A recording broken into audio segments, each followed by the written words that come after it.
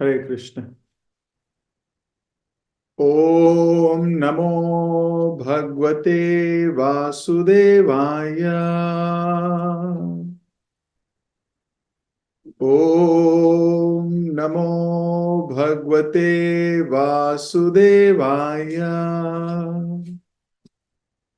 ओम नमो भगवते वासुदेवाय।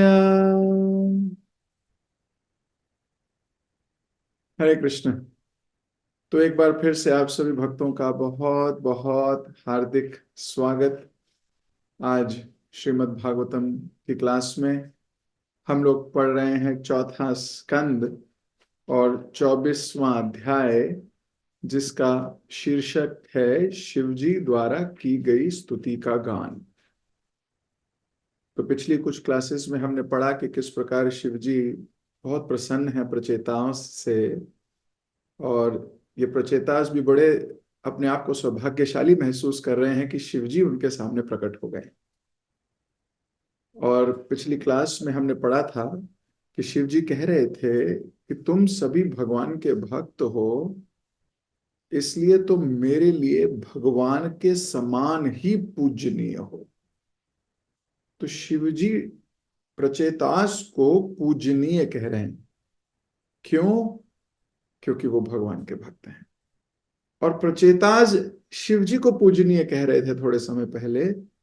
क्यों? क्योंकि वो भगवान के भक्त हैं। तो जो कॉमन थ्रेड है दोनों में, शिवजी प्रचेतास को भक्त कह रहे हैं, पूजनीय कह रहे हैं, और प्रचेतास शिवजी को पूजनीय कह रहे हैं और भक्त कह रहे हैं। तो दोनों में क्या कॉमन है? कॉमन है भक्त हैं।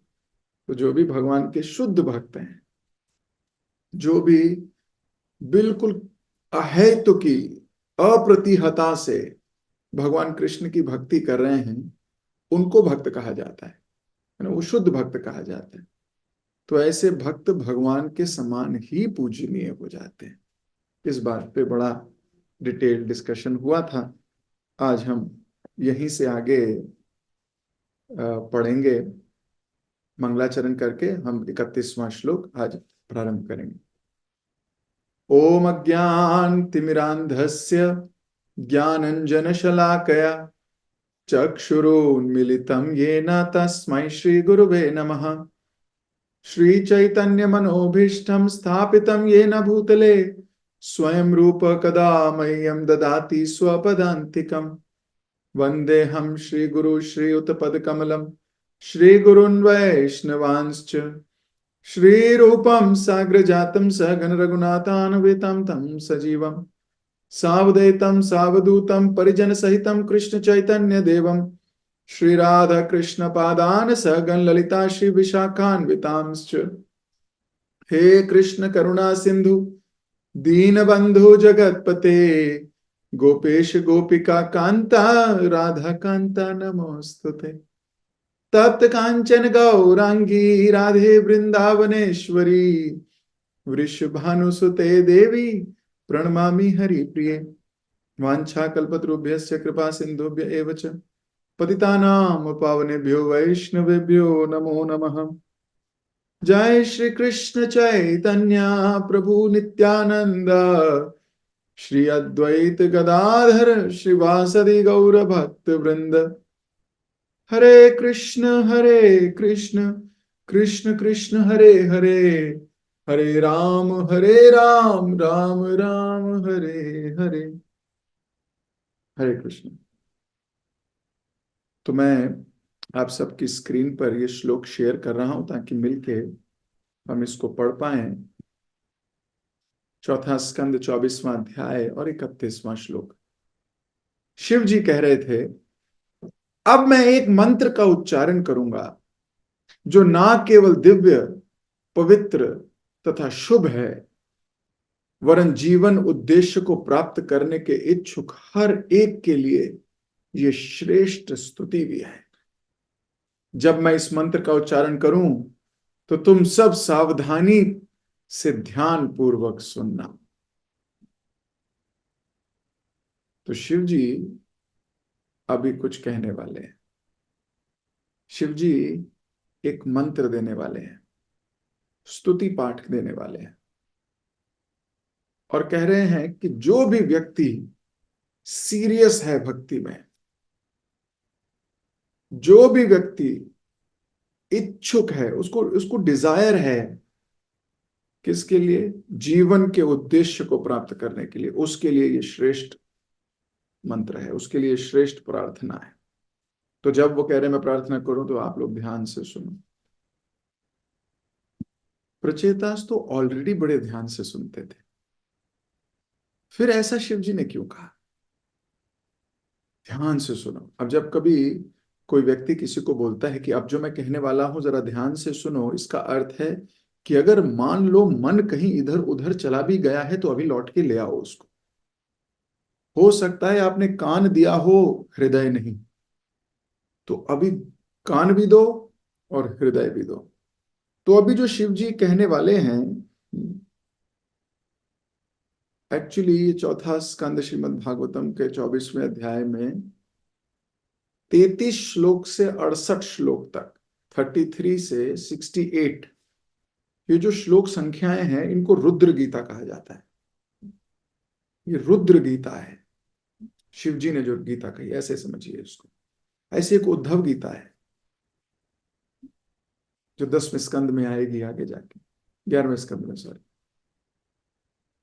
तो वो उद्धव गीता है।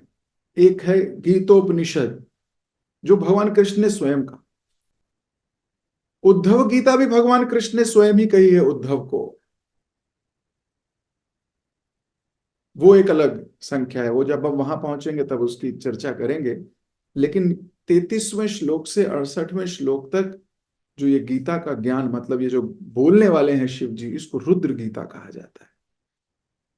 अब ये रुद्र गीता शुरू करने वाले थे शिव जी, इससे पहले सबको बोल रहे हैं ध्यान पूर्वक सुनो प्रचेतास।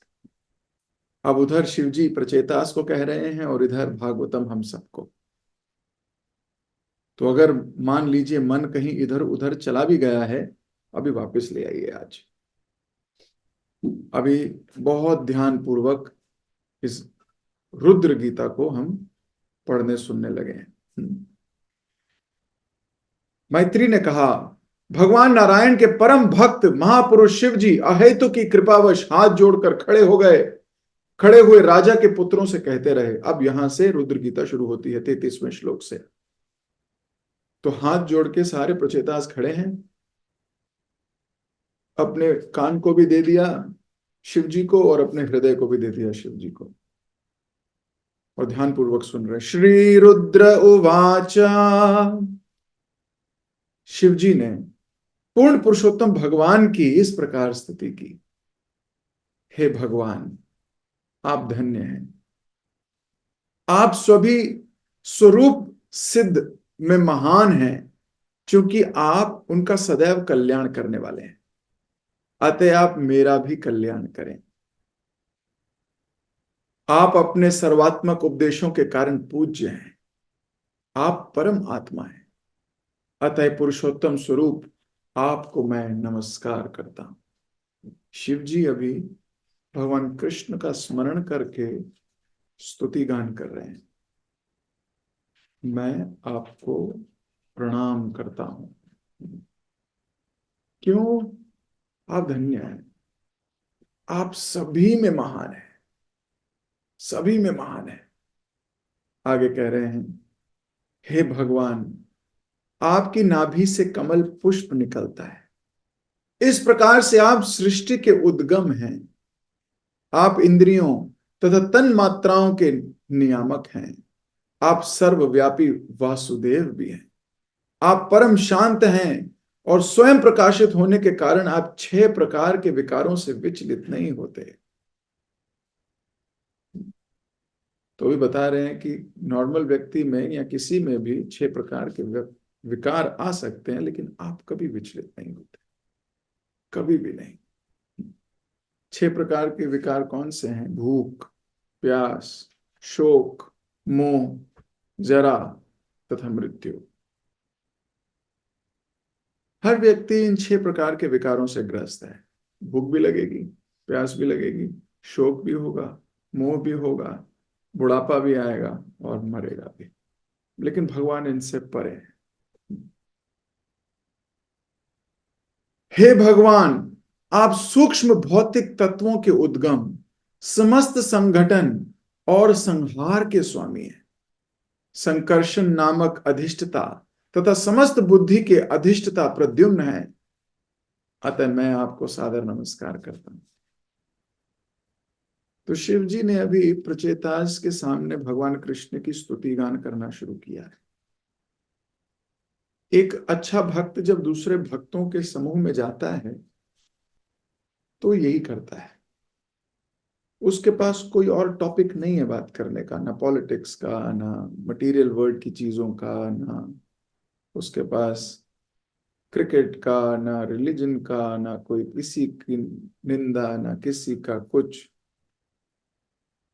उसने इतना सुना है, उसने इतना पढ़ा है, वो इतना एब्जॉर्ब है उसी थॉट्स में, उसी कॉन्शियसनेस में कि उसके मुंह से कुछ और निकलता ही नहीं। That is called a devotee. वो हो सकता है आपके स्तर पर आके आप जैसी बातें कभी कभी कर ले, but he is totally absorbed. ऐसे कई भक्त हैं, आप उनके पास 10 मिनट बैठोगे आपको मन करेगा इनके साथ बैठे ही रहो। ऐसी कोई जो उन्होंने रीडिंग की होगी उसके बारे में चर्चा करने लगते हैं, शास्त्र क्या कहते हैं उसके बारे में मंथन करने लगते हैं, एक दूसरे का विचार जानने लगते हैं। देखिए हमारे छठ गोस्वामी भी ऐसे ही किया करते थे। वो तो मैं इतनी पुरानी बातें बता रहा हूं आपको, आज के समय में भी ऐसे असंख्य गोस्वामी है। भले ही उनका नाम गोस्वामी ना, लेकिन उनके कार्य बिल्कुल वैसे ही हैं। ऐसे भक्तों के साथ बैठने में आनंद आता है। क्यों? वो आपके मूड के हैं, आपके मूड के हैं। उनके पास बैठोगे वो चर्चा करेंगे, प्रभु जी आज हमने ये पढ़ा, बड़ा मजा आया प्रभु जी, बहुत डेप्थ है, थोड़ा सा समझाइए तो। हमने तो ये सोचा, आज हमने ये सुना प्रभु जी लेक्चर में, आज आपने ये पॉइंट कहा था, आज ये हुआ था। उनके पूरा आप सोचिए कितने एब्सॉर्ब्ड। क्यों ना करें कोई ऐसे भक्त का संग, क्यों ना करें? और संग करें किसका? सो ये जो निष्ठा आ जाती है, रुचि आ जाती है जब भक्त में, वो बहुत अट्रैक्टिव हो जाता है। He becomes very attractive to whom?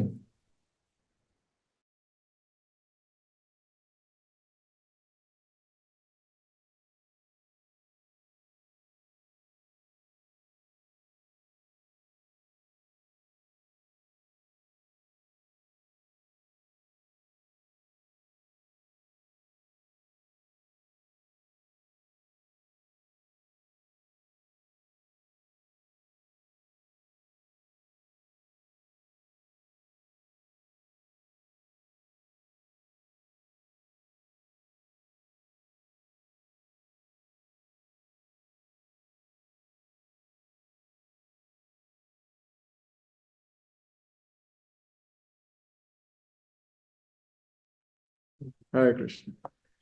तो जब वहां पहुंचे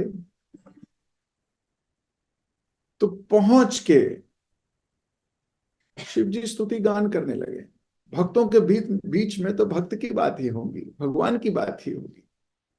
आप जरा 2 मिनट के लिए ट्रांसपोर्ट हो जाइए उस जगह पे और जरा सोचिए कि शिव जी का इस वक्त क्या मूड रहा होगा और प्रचेतास का इस वक्त क्या मूड रहा होगा। अगर आपसे कहा गया जैसे अभी थोड़ी देर पहले कि ध्यान से सुनिए, तो आपने हाथ नहीं जोड़े अभी, आपने कान और हृदय दिया होगा। आप जरा अब प्रचेतास को देखिए, वो क्या कर रहे हैं, हाथ जोड़ के खड़े हो गए हैं, अलर्ट पोजीशन,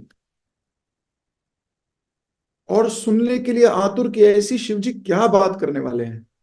क्योंकि शिव जी भूमिका बना रहे हैं कि मैं ऐसी बात करने वाला हूं जिससे सब जीवों का कल्याण हो जाएगा। और क्या बात कर रहे हैं? भगवान कृष्ण की स्तुति गा रहे हैं। आप इन दोनों का मूड देखिए, बस जरा थोड़ी देर के लिए टेस्ट लीजिए इसका, कि कितनी सुंदरता से ये चल रहा होगा वहां पूरा हिसाब किताब। एक कहने को आतुर है, दूसरा सुनने को आतुर है। एक कृष्ण को कहने को आतुर है और एक कृष्ण की सुनने को आतुर है। हम जब किसी से मिलते हैं हम क्या कहते हैं? हम उसे अपनी बड़ाइयां, अपनी व्याख्यान कहते हैं। आज मैंने ये हुआ, मैं आपको पता है वहां गया था, आज मुझसे मिलने ये आया था, आज मैं यहाँ गया था। मैं सही बोल रहा हूं आपको? हम स्वयं ऐसे विचारों में फंस जाते हैं, फिर भले बोलने के बाद रियलाइज करेंगे मैंने ऐसा क्यों बोला, इसकी तो कोई आवश्यकता नहीं थी। तो फिर इंट्रोस्पेक्ट करते हैं, लेकिन इसकी आवश्यकता क्यों नहीं थी? ओ, मैं चाहता था कि सामने वाला मेरी प्रशंसा करे, या मैं चाहता था सामने वाला जाने मैं कितना बड़ा आदमी हूँ, सामने वाला जाने मेरा क्या रूटीन है, सामने वाला जाने मेरा क्या है। सोचिए अल्टीमेटली कहाँ जा रहे हो? इंट्रोस्पेक्ट मैं अपने को कर रहा हूं तो ये सब चीजें पाता हूं। आप लोग अपने को इंट्रोस्पेक्ट कीजिए। हम अपने से बाहर ही नहीं आ पाते। और यहां शिव जी अपने में आ ही नहीं पाते। हम अपने से बाहर नहीं जा पाते, और शुद्ध भक्त अपने में आ ही नहीं पाते। वो हर वक्त चिंतन करते हैं कृष्ण का या अपने गुरु के इंस्ट्रक्शंस का। प्रचेताज अपने गुरु के इंस्ट्रक्शन लेके आए थे। They are so sincere in their approach, so sincere, क्योंकि सिंसियरिटी से शिव जी अट्रैक्ट होके आ गए। सिर्फ सिंसियरिटी से। और इधर कहा गया, और रुद्र ने रुद्र गीता शुरू कर दी। हाँ, भोलेनाथ पाठ पढ़ा रहे हैं भक्ति का। तो कहने का अवसर भी है और कहने का अर्थ भी है कि जब एक दूसरे से मिलो तो उछल उछल के भगवान की बातें आपके हृदय से निकलनी चाहिए, उछल उछल के। ये होगा कब? अब आप अपनी अपनी कॉन्शियसनेस के हिसाब से इसको देखोगे। कोई जबरदस्ती लाएगा, कोई नहीं भी लाएगा, और किसी का स्वतः आ रहा होगा। स्वतः। तो जब ये स्वतः वाली स्टेज आ जाएगी, इसका मतलब आप ठीक जा रहे हो। स्टार्टिंग में तो जबरदस्ती ही करनी होगी अपने आप को, ये बात में कोई दो राय नहीं। हमारे आचार्य और हमारे सीनियर्स ने हमें हमेशा यही समझाया है, इतना भरो अपनी इंद्रियों से कृष्ण को कि डकार मारने पर भी कृष्ण ही निकले। अगर ये इतनी सी बात समझ में आ गई किसी को, आज घुस गई उसके दिल में इतनी सी बात कि इतना भरो अपने अंदर कि डकार मारने पर भी कृष्ण ही निकले, तो आप बिल्कुल हो जाएगा आपका जीवन सफल, गारंटी बात है। पॉइंट है कि हमारे पास डकार मारते तो मटेरियल चीजों की बातें करते हैं, क्योंकि 90-99% तो वही गई है कान में, वही गई है आंख में, वही गई है नाक से, वही गई है जिह्वा से। अब सब कुछ वही गया है, तो निकलेगा कैसे भाई? निकलेगा क्या? कृष्ण कैसे निकलेंगे? फिर तो भक्तों को देखेंगे तब जाके याद आएगी कि नहीं नहीं इनके सामने ये बात करनी है। और फिर आर्टिफिशियली जबरदस्ती निकाल के, और फिर थोड़ी देर बैठ नहीं पाओगे। कितनी कर लोगे बात? और ज्यादा आती नहीं, और ज्यादा आती नहीं, बाकी बात करेंगे लंबी लंबी बड़ी बड़ी। आप ऑड वन आउट फील करने लगोगे। ऑड वन आउट फील करोगे, वो परिस्थिति आपसे दिखी नहीं जाएगी। मैं नहीं कह रहा, ये तो बिल्कुल रूप गोस्वामी जीव गोस्वामी लिख गए, और यहां तो जयपताका स्वामी महाराज भी लिख गए वैष्णव के। What will happen? This will happen. तो फिर क्या होगा? फिर वैष्णव अपराध शुरू होंगे, और सबसे भयंकर सारी चीजों की जड़ वैष्णव अपराध ही है। आपका जो एक्शन है वो बाद में आएगा, पहले अपराध होगा। शौबरी मुनि ने मानदाता की स्त्रियों, मानदाता की बेटियों से विवाह कर लिया 50। क्यों? क्योंकि उसने मछलियों को संभोग करते हुए देख लिया। मछलियों को देखा फिजिकल रिलेशनशिप में, तो खुद भी इच्छा जागृत हो गई, और चले गए नदी से बाहर, यमुना से बाहर। यमुना का संपर्क में थे, शुद्ध भक्त के संपर्क में से निकल गए, और मानदाता राजा को बोला मुझे आपकी बेटियां दे दो, मुझे विवाह करना। उनके साथ शादी कर ली। ऐसा क्यों किया शौबरी मुनि ने? तो आप कहोगे क्योंकि उन्होंने कुछ एक्टिविटी ऐसी देखी जिसकी वजह से उनका मन भ्रमित हो गया। सच्ची बात है? गलत बात है। इससे पहले वो गरुड़ देव के प्रति अपराध कर चुके थे। उससे पहले भी तो इन्होंने करोड़ों बार मछलियों को संभोग करते देखा है, विचलित नहीं हुए थे। लेकिन क्योंकि गरुड़ जी के प्रति अपराध किया था, जैसे ही गरुड़ जी के प्रति अपराध हुआ, वैष्णव अपराध हो गया। अब इनको मटेरियल, वो चीज जो पहले प्रभावित नहीं किया करती थी, अब प्रभावित करने लगी है। पहले जो ऐसे ही छोड़ दिया करते थे, अरे ठीक है कोई बात नहीं, अब वो कोई बात नहीं, कोई नहीं, नहीं बात क्यों नहीं है, बिल्कुल बात है, ये बिल्कुल एटिकेट नहीं है, ये तो बिल्कुल गलत बात है। इन विचारों में घुस जाता है व्यक्ति। क्यों? क्योंकि उससे वैष्णव अपराध हो गया। वैष्णव अपराध के बाद उसकी जो सैप कर लिया जाता है उसको, उसकी जो स्पिरिचुअल एनर्जी है वो गायब हो जाती है। फिर वो मटेरियल एनर्जी के अंदर आ जाता है। जैसे ही वो मटेरियल एनर्जी के अंदर आ जाता है, उसको इस संसार के सोशल एटिकेट्स ज्यादा इंपॉर्टेंट लगने लगते हैं। नियम कानून उसको ज्यादा प्रभावित करने लगते हैं, सोसाइटी के। जैसी ये बिल्कुल श्रेणी है, 6 प्रोसेसेस लिखी गई हैं। इस दिन मैं आपको भेजूंगा लिख के इन सबको, पढ़िएगा, वो फोटो खींच के भेजूंगा। कैसे वो फिर उस श्रेणी के बाद वो कहां से शुरू हुआ था, फिर कैसे वो आगे जाएगा, फिर उसको गलतियां दिखने लगेंगी, फिर कैसे वो बोलेगा नहीं अभी, शब्द में नहीं आएगा अभी, शब्द में तो लास्ट में आएगा, उससे पहले घृणा होगी, बिल्कुल जहर बढ़ेगा, घृणा पर पहुंचेगा। जब घृणा भी बहुत ज्यादा बढ़ जाएगी, फिर वो निंदा शुरू करेगा। उससे पहले बहुत स्टेजेस हैं, इसलिए डिवोटी पहली ही स्टेज में पकड़ लेता है, फर्स्ट स्टेज।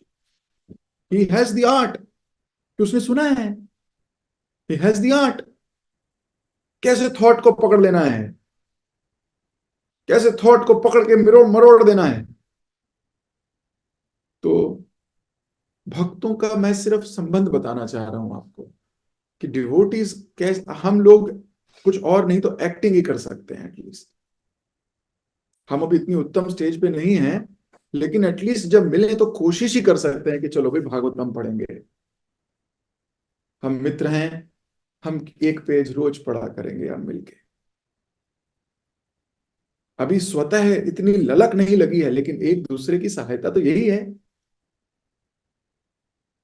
हम सहायता करेंगे एक दूसरे की, हम पढ़ेंगे। मैं आपको विश्वास दिलाता हूं, अगर आपने डेली रीडिंग हेयरिंग शुरू की, आपकी कोई परिस्थिति नहीं हिला सकता, अगर आपने उसे अच्छे से लिया तो यहाँ पे शिव जी और सारे के सारे चेतास खुश हैं, बहुत भगवान की स्तुति कर रहे हैं।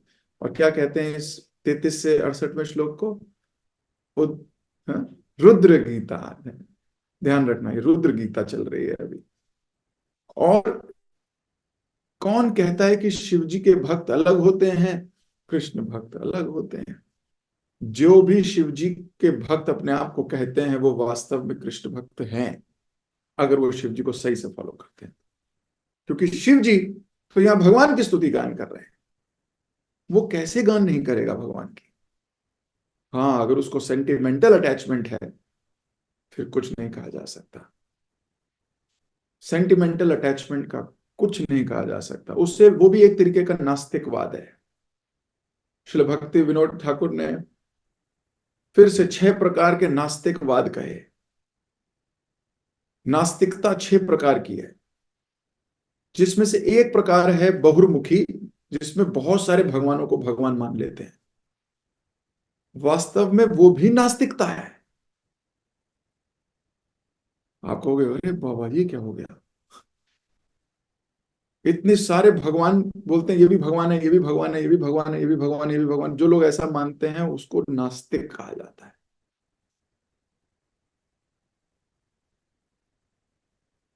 तो जो भी भक्त है, अगर उसने डिटेल में पढ़ा है, समझा है, वो समझ जाएगा शिव जी का तो परम आदर करेगा वो, और उनकी बताई हुई स्तुति का गान करेगा। बोल रहे हैं आप सब भौतिक तत्वों के, समस्त संगठनों के और यहां तक कि शिव जी कह रहे हैं संहार के भी स्वामी आप ही हैं। सोचिए, जबकि हम कहते हैं क्या, ब्रह्मा विष्णु महेश। ब्रह्मा जी क्या करते हैं, सृजन। रुद्र क्या करते हैं, संहार। और विष्णु क्या करते हैं, मेंटेन। यह शिव जी कह रहे हैं मैं संहार नहीं करता, संहार के भी स्वामी कौन है, आप ही हैं। मैं तो आपकी आज्ञा का पालन करता हूं। दास कभी नहीं कहता कि मैं करता हूं, वो कहता है मैं तो अपने सीनियर्स की आज्ञा का पालन करता हूं, और सच्ची में कहता ही नहीं है, वो कर भी रहा होता है। मैं तो आज्ञा का पालन करता हूं। शिल प्रभुपाद जी से जब जब भक्त मिलते थे, जब जब उनसे बात करते थे, प्रभुपाद जी को कहते थे प्रभुपाद जी आपने क्या चमत्कार कर दिया। प्रभुपाद जी बोलते थे मेरा चमत्कार नहीं, मैं तो अपने गुरु की आज्ञा का पालन कर रहा हूं। एक बार अपने भक्तों की सभा में बैठ के प्रभुपाद जी अपने भक्तों का गुणगान कर रहे थे। बोले आप सबको मेरे गुरुदेव ने कहीं कहीं से भेजा है। कोई न्यूजीलैंड से है, कोई स्वीडन से है, कोई अमेरिका से है, कोई लंदन से है, कोई कहीं से है।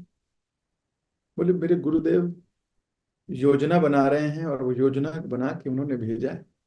अब वो ऐसे मुंह से नहीं कह रहे, ही फील्स इट जेन्युइनली। तो शिव जी यहां पर कह रहे हैं कि ये आपकी आज्ञा का पालन कर रहा हूं मैं आपको सादर नमस्कार करता हूं। शिल प्रभुपाद जी इसके परपट में लिखते हैं, ध्यान से सुनिए और पढ़िए। ये संपूर्ण ब्रह्मांड संकर्षण नाम से जाने वाले परमेश्वर की संगठनकारी शक्ति से चल रहा है। भौतिक विज्ञानी भले ही गुरुत्वाकर्षण के नियम की खोज कर चुके हों, जिससे भौतिक शक्ति से पदार्थ का संगठन होता है, किंतु समस्त संगठनों के स्वामी अपने मुख से निकलने वाली प्रज्वलित अग्नि से संहार भी कर सकता है। इसका वर्णन भगवत गीता के 11वें अध्याय में मिलता है, जिसमें भगवान के विराट रूप का वर्णन है। अपनी संहारिक शक्ति के कारण संगठन का स्वामी इस संसार का संहार करता भी है। संकर्षण संगठन तथा संहार के अधिष्ठता है, जबकि वासुदेव के एक अन्य रूप प्रद्युम्न इस विश्व की वृद्धि तथा उसकी स्थिति के लिए उत्तरदायी है। सूक्ष्माय शब्द भी महत्वपूर्ण है, क्योंकि स्थूल शरीर के भीतर सूक्ष्म शरीर यानी मन बुद्धि तथा अहंकार वास करते हैं। भगवान अपने विविध रूपों में इस संसार में स्थूल तथा सूक्ष्म तत्वों को बनाए रखते हैं। जैसा कि भगवत गीता में उल्लेख हुआ है, पृथ्वी जल अग्नि वायु तथा आकाश स्थूल तत्व हैं, मन बुद्धि तथा अहंकार सूक्ष्म तत्व हैं। ये सभी भगवान द्वारा वासुदेव संकर्षण प्रद्युम्न तथा अनिरुद्ध के रूप में नियंत्रित होते हैं, और इसका और आगे वर्णन निम्नलिखित श्लोकों में किया जाएगा। प्रभुपाद जी ने और इलेबोरेट कर दिया। शिव जी कह रहे हैं आप ही सब पालन करता है, आप ही संहार करता भी हैं। तो यहाँ प्रभुपाद जी ने बता दिया कौन कौन है वो। हे परम अधिष्ठता अनिरुद्ध रूप भगवान, आप इंद्रियों तथा मन के स्वामी हैं। तो जो इंद्रियों और मन का स्वामी उसे अनिरुद्ध, ये सब भगवान के विस्तार हैं। अतः मैं आपको बारंबार नमस्कार करता हूं। आप अनंत तथा साथ ही साथ संकर्षण कहलाते हैं, क्योंकि आपने मुख से निकलने वाली धधकती हुई अग्नि से आप सारी सृष्टि का संहार करने में समर्थ हैं। तो संहार वास्तव में कैसे होता है, शिव जी वो भी बता रहे हैं। हे भगवान अनिरुद्ध, आपके आदेश से स्वर्ग तथा मोक्ष के द्वार खुलते हैं। आप निरंतर जीवों के शुद्ध हृदय में निवास करते हैं, अतः मैं आपको नमस्कार करता हूं। आप स्वर्ण सदृश वीर्य के स्वामी हैं, और इस प्रकार आप अग्नि रूप में चतुर्होत्र इत्यादि वैदिक यज्ञों में सहायता करते हैं। मैं आपको नमस्कार करता हूं। हे भगवान, आप पितृलोक तथा सभी देवताओं के भी पोषक हैं। आप चंद्रमा के प्रमुख श्री विग्रह हैं और तीनों वेदों के स्वामी हैं। मैं आपको सादर नमस्कार करता हूं, क्योंकि आप समस्त जीवात्माओं की तृप्ति के मूल स्तोत्र हैं। सोचिए, शिव जी स्तुति कर रहे हैं किसकी? भगवान कृष्ण की। और वहां कृष्ण है नहीं। जनरली देखा गया है, प्रहलाद महाराज के सामने जब भगवान प्रकट हुए तो प्रहलाद महाराज ने स्तुति की। गजेंद्र के सामने भगवान प्रकट हुए तो गजेंद्र ने स्तुति की। ध्रुव महाराज के सामने भगवान प्रकट हुए तो ध्रुव ने स्तुति की। जितनी स्तुतियां हैं, नड़ कुबेर और मणिग्रीव ने, जब भगवान ने उनको यमला अर्जुन वृक्षों से मुक्त किया, वो दोनों ने हाथ जोड़ के भगवान के सामने स्तुति की। ब्रह्मा जी ने ब्रह्म विमोहन लीला के बाद भगवान कृष्ण की स्तुति की। इंद्र ने गिरिधारण लीला के बाद भगवान की स्तुति की। ये समस्त देवताओं ने, समस्त भक्तों ने, समस्त लोगों ने भगवान को अपने साक्षात सामने प्राप्त करके फिर स्तुति गान किया है। यहां शिव जी बिना प्रत्यक्ष भगवान को साक्षात सामने पाते हुए, बिना इसके स्तुति कर रहे हैं। क्यों? क्योंकि इससे श्लोक पहले 30वें श्लोक में क्या कहा था कि आप भक्त हैं और आप भगवान के समान पूजनीय हैं। आपको देख के मुझे कृष्ण का स्मरण हो आया है। स्मरण करके भक्ति कर रहे हैं, स्मरण करके स्तुति कर रहे हैं। हमें विचार करना चाहिए कि क्या हमारे भी स्मरण में कभी भगवान आते हैं पूरे दिन में? अगर नहीं आते तो एक इधर लगाओ अपने, एक इधर लगाओ।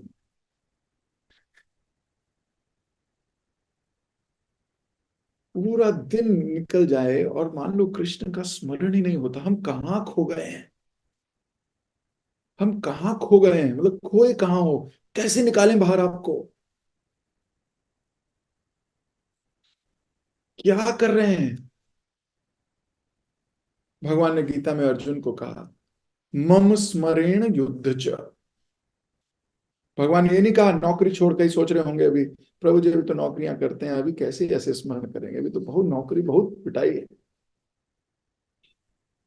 नौकरी भी कर रहे हैं, लोन बहुत चल रहे हैं। सच्ची बात है। कैसे करें? नौकरी छोड़ें क्या? अभी नौकरी छोड़ देंगे ना, फिर देखना प्रभु जी हमारी चाल, सुबह शाम देखना, हम 64 माला रोज करेंगे, ये करेंगे, वो करेंगे। हम्म। भगवान ने अर्जुन को ये थोड़ी कहा था कि युद्ध छोड़ो, नौकरी छोड़ो, मेरे साथ चलो, दोनों 64 64 माला किया करेंगे। भगवान ने कहा मम स्मरेण युद्ध च, अपनी नौकरी करते रहो लेकिन बीच बीच में मुझे याद करते रहो। तो आप सब भक्तों को, मैं अपने को भी कह रहा हूं और आप सबको भी इस माध्यम से, हमें बीच बीच में थोड़ा पॉज लेना चाहिए, भगवान का स्मरण करना चाहिए। ऑफिस में भी बीच बीच में पॉज लेना चाहिए। इसलिए भक्त क्या करते हैं, अपने मोबाइल का स्क्रीन सेवर कृष्ण के ऊपर रखते हैं या गुरु के ऊपर रख देते हैं, अपने मोबाइल की रिंग टोन, या अपने आसपास भक्तों का जमावड़ा रखते हैं। ऑफिस में कोई भक्त मिल गया, बोलेगा हरे कृष्णा प्रभु जी प्रसाद पा लिया, पी नहीं पाया, अच्छा साथ में पा लें। कुछ भी, एक दो भक्त भी हो बहुत है, एक भी हो बहुत है, नहीं भी है तो फोन पे रिमाइंडर सेट करेंगे, कुछ करेंगे जिससे भले कितने भी बिजी हो कृष्ण का स्मरण करते हुए। मैं हर बार भक्तों से कहता हूं ये बात कि घर से बाहर निकलो तो अपने विग्रहों को बता के जाओ, भगवान को बोल के जाओ, भगवान मैं जा रहा हूं, ऑफिस जा रहा हूं, वापस आऊं फिर से आपके दर्शन प्राप्त करूं, यह सौभाग्य दीजिए मुझे। बाइक स्टार्ट करते हो बोलो भगवान, भगवान अब मैं बाइक स्टार्ट कर रहा हूं, कृपा कीजिए कि आपका स्मरण रहे मुझे। ऑफिस पहुंचिए, ऑफिस पहुंच के प्रणाम कीजिए भगवान को, अपने वहां कुछ रख लीजिए, फोटो या कुछ भी, नियम बनाइए। वहां जाके प्रणाम किया भगवान को मानसिक रूप से या कैसे भी, छोटी छोटी चीजों में कृष्ण को घुसाइए अपने जीवन में, छोटी छोटी चीजों में कृष्ण को लेके आइए अपने जीवन में। जब तक आप ऐसा नहीं करोगे कैसे पता लगेगा? मान लो आपको किसी को बताना है कि यू रियली मिस हिम और मिस हर। मान लो, देखो आपको कोई मिस करता है, आपको अच्छा लगता है नहीं? मान लो आपका पति आपको थोड़ी देर में फोन करके बोले, सुनो, आई एम मिसिंग यू। तो आप कहोगे बहुत बिजी हूँ, बहुत बिजी हूँ, फोन रख दोगे, लेकिन अंदर ही अंदर आपको लगेगा सच है नाइस हस्बैंड। या मान लो वाइफ हस्बैंड को फोन करके बोले, सुनो, आई एम मिसिंग यू, आज बहुत मजा आ रहा है, आप भी होते बहुत अच्छा लगता। तो भले हस्बैंड बिजी हो, but he knows in his heart, उसको अच्छा लगेगा। ये तो मटेरियल भौतिक रिश्तों की बातें कर रहा हूं मैं आपको। क्या हम भगवान को ऐसा मिस करते हैं? अच्छा, मिस नहीं करते तो क्या बोलते हैं भगवान आई एम मिसिंग यू? हम तो सुबह के दर्शन अगले दिन सुबह करते हैं, और जब करते हैं तो भी मिस नहीं किया होता, वो क्योंकि ड्यूटी है, मंगला आरती करनी है, तो पता नहीं एक मैकेनिकल सा सिस्टम बन गया। But do we really miss? भगवान को अच्छा लगेगा, भले स्टार्टिंग में fake it to make it. धीरे धीरे धीरे धीरे स्वतः होने लगेगा, क्योंकि वो सर्व आकर्षक हैं। वो हमारे जैसे पत्थर हृदय को भी आकर्षण कर सकते हैं। ही सर्व आकर्षक, he is Krishna. He is not ordinary husband, he is not ordinary wife, he is not ordinary individual. He will purify. जितनी देर आपके हृदय पटल पर कृष्ण की स्मृति बनी रहेगी, उतनी देर आपका हृदय शुद्ध होता रहेगा। जितनी देर तक आप उनको अपने मन के द्वारा पकड़ सकते हो, उतनी देर वो आपके हृदय को साफ कर रहे होंगे। भाई बार बार बुलाओ फिर।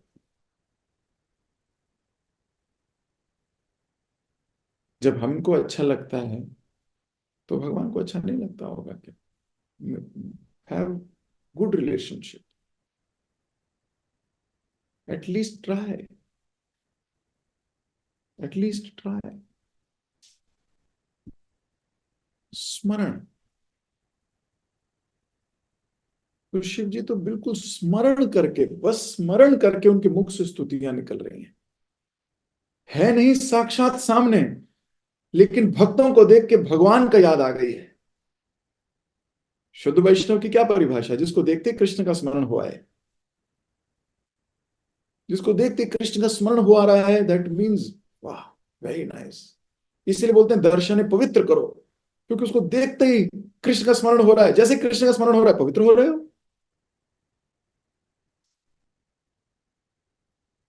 तो इधर मैं तो यही, मेरा मन तो यही घूम गया, घूम रहा है, मैं आगे कैसे जाऊं? शिव जी के मैं ये हाल समझिए थोड़ी देर के लिए, कि वो उनके दिल पर अभी क्या बीत रही है, कितना आनंद में डूबे हुए हैं वो। और उधर प्रचेतास का हाल देखिए, हाथ जोड़ के खड़े हैं। वो भी आनंद के सागर में गोते लगा रहे हैं किसी को। अब मान लो आप किसी को प्रेम करते हो और कोई व्यक्ति आए और जिसको आप प्रेम करते हो उसकी बढ़ाई करने लगे, आपका प्रेम डबल हो जाएगा कि नहीं? हाँ, 100%। आप जिसको प्रेम करते हो, कोई उसकी बढ़ाई करे, आपको बहुत अच्छा लगेगा। पर अगर आप ईर्ष्या करते हो और फिर वो बढ़ाई करे, तो आपकी ईर्ष्या भी डबल हो जाएगी। ईर्ष्या भी डबल हो जाएगी।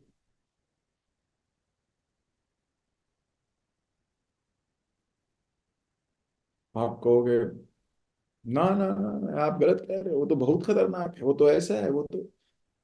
ईर्ष्या भी डबल हो जाएगी। तो अभी शिव जी और Prachetas, they are very elevated personalities. क्योंकि वो इतने एलिवेटेड है, इसलिए वो कर पा रहे हैं। हम क्यों नहीं कर पाते? क्योंकि हम अभी इतने एलिवेटेड नहीं है, लेकिन हम होंगे, 100% होंगे। हमारी साइकिल की स्पीड है, लेकिन हमने भागवतम को पकड़ लिया है, रॉकेट को पकड़ लिया है। हमारी भी स्पीड बढ़ जाएगी एक दिन, 10 साल में, 25 साल में, 5 साल में, 2 साल में, 6 महीने में। अब आपकी अपनी मनोवृत्ति है, आपकी अपनी इच्छा शक्ति है, आपकी अपनी फैमिली कंडीशंस हैं, आपकी अपनी लाइफ की कंडीशंस हैं, आप कितना उसमें फंसे हो, कितना कर रहे हो, दैट्स इट। लेकिन बड़ी मधुर संवाद है ये रुद्र गीता। हम इसको कंटिन्यू करेंगे अगली क्लास में। अभी तो मैं अपनी वाणी को यहीं दूंगा विराम। हम अभी इसी श्लोक पर हैं। इसको आगे कंटिन्यू करेंगे अगली क्लास में। जगत गुरु शिल प्रभुपाद की जय, ग्रंथराज श्रीमद् भागवतम की जय, आप सभी भक्तों की जय। मुलाकात होगी फिर से आपसे। हरे कृष्ण।